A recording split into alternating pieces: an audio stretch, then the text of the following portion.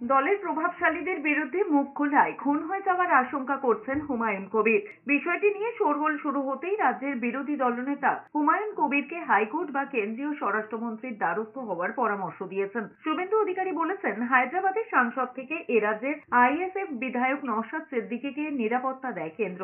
নিরাপত্তার অভাব বোধ করলে হুমায়ুন কবির কেন্দ্রের কাছে আবেদন করতেই পারে। বাইরে আমার মুখ বন্ধ করা যাবে না, যেহেতু তোমরা খাচ্ছ, তোমরা লুটছো, তোমাদের হাতে ঘা লাগবে। হুমায়ুন কবির খায়ও না, লুটে না। আমি আশঙ্কা করছি এই ধরনের প্রভাবশালীদের মদতে আমি মুর্শিদাবাদে বেঁচে নাও থাকতে পারি, মার্ডারও হয়ে যেতে পারি। এই ধরনের মন্তব্যের পর নজর রাখছে নেতৃত্ব।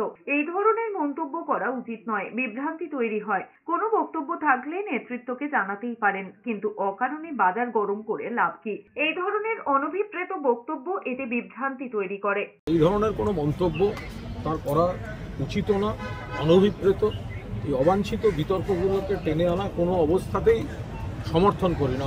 উনি বিধায়ক, উনি দলের নেতা, ওনার যদি কোনো বক্তব্য থাকে দলের যথাযথ নেতৃত্বের কাছে উনি সেগুলো বলার যথেষ্ট সুযোগ এবং অধিকার তার রয়েছে।